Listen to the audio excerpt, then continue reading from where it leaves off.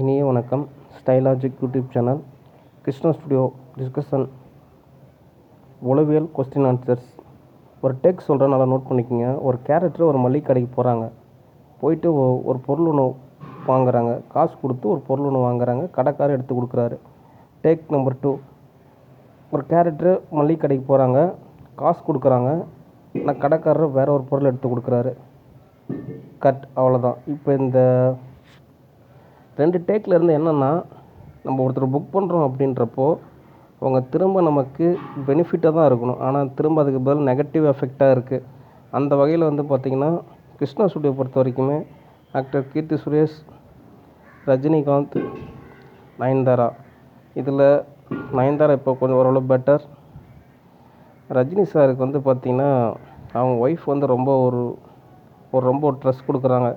அவர் already Rajini சாருக்கு நிறையா படம் புக் பண்ணியாச்சு. அவரும் ஒரு டைரக்டர் தான். என்ன தான் ஒரு சினிமா படத்தில் வில்லன் மாதிரி இருந்தாலுமே, பொதுவாகவே நான் வில்லன் தான் அப்படின்னு அவர் சொன்னாலுமே, அவரும் ஒரு டைரக்டர் தான், நல்ல கேரக்டர் தான், புரிஞ்சுக்கோ அப்படி. ஆனால் அவர் ஃபேமிலியில் கொடுக்குற ட்ரெஸ்ஸால் அவரால் ஒன்றும் பேலன்ஸ் பண்ண முடியல.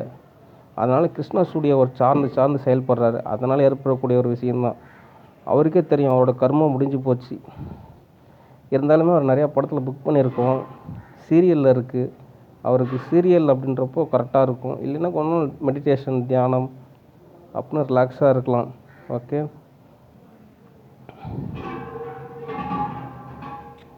அடுத்து ஆக்டர் கீர்த்தி சுரேஷ். அவங்க கேரக்டர் எப்படின்னா, சந்திரமுகி படத்தில் வர மாதிரி தான். அந்த படத்தில் வரக்கூடிய வேட்டியன் முருகன். ஓகே. அதில் வரக்கூடிய அந்த சந்திரமுகி கேரக்டரு கீர்த்தி. என்னன்னா, பழைய கீர்த்தி இறந்துருச்சு. அது யார் இறந்தாங்க, அது எப்படி பழி வாங்கணும் அப்படின்ற ஒரு எண்ணத்துக்காக அது அங்கங்கேயும் அலைஞ்சி கடைசியில் ஓஞ்சி போனாலுமே இன்னும் ஆள் மனசில் அந்த எண்ணம் இருக்குது, பழி வாங்கணும், உணர்வுகளை தீர்த்துக்கணும் அப்படின்னு. இதனால் என்னென்னா, ஃபுல்லாக எரர். ஓகே. இப்போது நம்ம அவங்கள பற்றி பேசுகிறதுனால, அவங்க ஆன்லைனில் இது பண்ணுறதுனால அவங்க ஒன்றும் ஸ்பெஷல் கிடையாது. அவங்க ஒரு எரர்.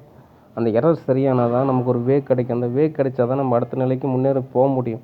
ஓகே. இது அவங்க பேரண்ட்ஸை சரி செய்வாங்கன்னு பார்த்தா, அவங்க பேரண்ட்ஸ் இன்னும் எரிய நெருப்பில் எண்ணெய் ஊற்றுற மாதிரி தான் இருக்குது. இதுவே அவங்க கேரளா போகும்போது கரெக்டாக இருக்காங்க அவங்க ஃபேமிலியே. ஏன்னா அங்கே இருக்கிற சொசைட்டி வேறு மாதிரி இருக்குது. இங்கே தானே கொஞ்சம் இலக்காரமாக நினச்சிக்கிறாங்க எல்லாருமே. அதனால் யார் என்ன செய்ய போகிறா அப்படின்ற பயங்கரமாக சேட்டை செய்கிறாங்க. இதனால் என்னென்னா, கிருஷ்ணா ஸ்டுடியோ அதை சார்ந்திருக்கக்கூடிய பல்லாயிரம் பேரோட நபர் வாழ்க்கை எல்லாம் கேள்வி தான். ஓகே. அதனால் இந்த எரரை சரி செய்யணும். அவங்க மூவி தான் கேட்குறாங்க. நம்ம அவங்க புக் பண்ணாலோ அவங்கள வச்சு ஒரு படம் பண்ணாலோ திரும்ப நமக்கு நெகட்டிவ் எஃபெக்ட் மட்டும்தான் ஏற்படுது. ஓகே. இதில் இன்னொரு உளவியல் என்ன அப்படின்னா, அவங்க ஏதோ ஒரு காரணத்துக்காக மது சாப்பிட போய் கடைசியில் மதுவும் ஏசி ரூமும் இருந்தால் மட்டும் போதுன்ற மாதிரி சூழ்நிலை ஏற்பட்டு ஜூன் 20 தான் ஷூட்டிங்கு. அது வரைக்கும் இப்படி தான் மாஞ்சார் பண்ணிட்டு தான் இருக்க போகிறாங்க. இது எப்படி சரி செய்கிறது அப்படின்றது கிருஷ்ணா ஸ்டுடியோ தான் யோசிக்கணும். அடுத்து லோகேஷ் கனகராஜ். அருமையான ஒரு நண்பர், அருமையான ஒரு இயக்குனர், அருமையான ஒரு நடிகர், அருமையான ஒரு தொழிலாளி. இந்த மாதத்துலேருந்து லோகேஷ் கனகராஜுக்கு 1 லட்ச ரூபா சம்பளம் உயர்த்தி வழங்கப்படுகிறது. ஓகே. எல்லாத்தையும் விட ஒரு நல்ல ஒரு ரசிகராக இருக்கிறாரு. எனக்கு இப்படி ஒரு ரசிகர் கிடைச்சதுக்கு நான் அவருக்கு நன்றி தான் சொல்லணும். ஓகே. Next question. இஃபான், மதன் கௌரி, ஜம்கட் சரிபாஸ்கர், ஜிஎஃப் வாசன்.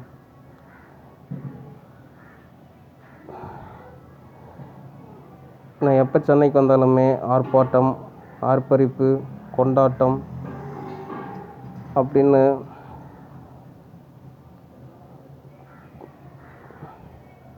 இருக்கக்கூடிய ஒரு நல்ல நண்பர்கள் தான். ஓகே. நீங்கள் என்ன பண்ணுறீங்க, நேராக என்னை தேடி வாங்க. ஓகே. வரும்போது 1 லட்ச ரூபா செக் எடுத்துகிட்டு வாங்க, டெபாசிட் கிருஷ்ணா ஸ்டுடியோ. ஓகே. அதுக்கப்புறம் உங்களுக்கு மூவிஸ் இருக்குது. ஓகே. ஓகே. வாங்க, நம்ம நேரில் வாங்க, பேசிக்கலாம். Next Krishna studio artist work என்ன ஷூட்டிங் இல்லாத போது ஆன்லைனில் ஒர்க் இல்லாத போது என்ன ஒர்க்னா உங்களுக்கு நம்ம கிருஷ்ணா ஸ்டுடியோ அக்கௌண்ட்டை வந்து நம்ம அதில் இருக்கக்கூடிய வால்யூம் அதாவது தொகையை வந்து நம்ம இன்க்ரீஸ் பண்ணிட்டு போகணும், உயர்த்தி கொண்டே போகணும். ஓகே, இப்போ கிருஷ்ணா ஸ்டுடியோ அக்கௌண்ட்டு பார்த்தீங்கன்னா ஜீரோவாக இருக்குது. கிருஷ்ணா ஸ்டுடியோ அக்கௌண்ட்டுனா அது வந்து ஒரு பொது அக்கௌண்ட் கிடையாது, என்னுடைய அக்கௌண்ட்டு தான். ஓகேவா, அதில் பணம் நிறையா இருக்கிறப்போ நான் தான் ப்ரொடியூசர், நிறையா படம் எடுப்பேன், அதில் நிறைய பேருக்கு சம்பளம் கொடுப்பேன், நிறைய பேரோட வாழ்வாதாரம் மேம்படும். ஓகேவா, ஏன்னா நம்ம நிறையா டைம் வந்து டெபாசிட் பணம் கொடுக்குறோன்றப்போ ரிவர்ஸ் பயாஸ் தான் வேலை செய்யுது. Okay, negative effect. ஓகே, நிறைய பேர் நினச்சி எனக்கு 5000 கிடைக்கும் 10,000 கிடைக்கும் அப்படின்னு. ஷூட்டிங் இருக்கிறப்போ ஒர்க் இருக்கிறப்போ உங்களுக்கு கிடைக்கும். மற்றபடி நான் சம்பாதிக்கிற பணத்தை ஸ்டூடியோவுக்காக ஏதோ அல்லாவசத்துக்காக நான் சேர்த்து வச்சுட்டு இருக்கேன்.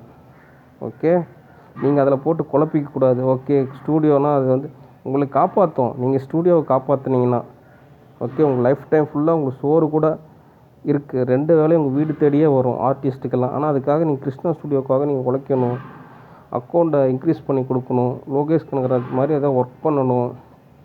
ஓகே, அப்போ தான் உங்களுக்கான ஃப்யூச்சர். ஓகே, ஏன்னா நிறையா ஸ்டூடியோ இருந்த இடமே தெரியாமல் போயிட்டுருக்கு. ஓகே, ஆனால் கிருஷ்ணா ஸ்டுடியோ அப்படி கிடையாது. அதனால் நீங்கள் நம்பிக்கையாக உழைங்க, நேரில் வாங்க, உங்களுக்கு நல்ல ஒரு எதிர்காலம் இருக்குது. ஓகே, அதே மாதிரி அல்லு அர்ஜுன் அவர் ஒரு செக்கு ஒரு தரன் இருக்கார், ஒரு 10 lakhs, அதை போய் வாங்கி வைங்க. டைரக்டர் சேரன் அவர்கிட்ட நான் சொன்னேன், ராணா கிட்ட போய் செக் வாங்குங்க அப்படின்னு. ஆனால் அவர் அதுக்குள்ளே அவர் கல்யாணம் ஆகிடுச்சி, இருக்கிற காசெல்லாம் செலவு பண்ணிட்டு அப்படி. ஆனால் இருந்தாலுமே அவர் இன்னும் செக்கு தரேன்னு சொல்லிட்டு தான் முயற்சி செஞ்சிட்ருக்காரு. அவர்கிட்ட போய் அந்த செக் வாங்குங்க.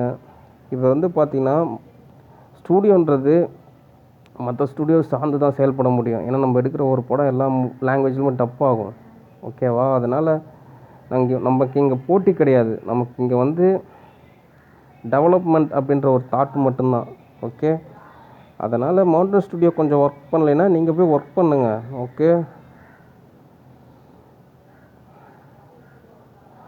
நெக்ஸ்ட்டு ஈரான் ஸ்டுடியோவில் ஒரு 4 படம் இருக்குது, அதை முடிச்சுட்டு கிருஷ்ணா ஸ்டுடியோ டைரக்டர் ஹரி, அருமையான ஒரு டைரக்டர், அவர்கிட்ட இருந்து பாசிட்டிவ்.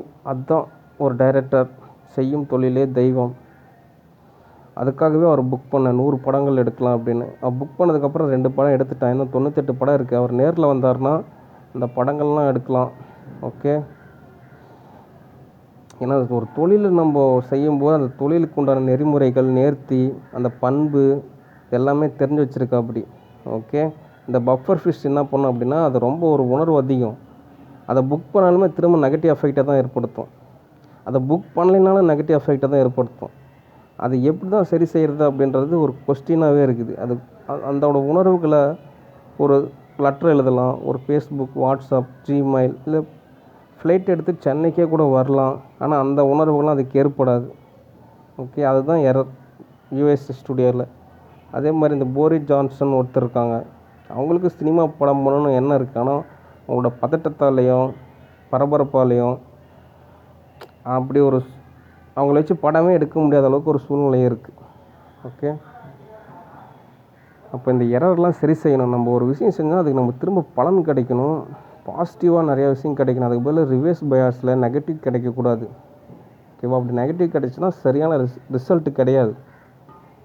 ஓகே, அதை மட்டும் சரி செஞ்சுக்கிங்க உளவியலாக. ஓகே, அதே மாதிரி எம்எஸ் உதயமூர்த்தி அப்படின்னு ஒரு ஆத்தர் இருக்கார், அவர் எழுதின எண்ணங்கள் புக் ஒன்று இருக்கும், அதை வாங்கி படிங்க. முடிஞ்ச வரைக்கும் நேரில் வாங்க. சேலத்தில் இருக்கும்போது தான் ரொம்ப லாங் டிஸ்டன்ஸ் அப்படின்னு பல்வேறு காரணம் சொன்னீங்க. சென்னை வந்ததுக்கப்புறமும்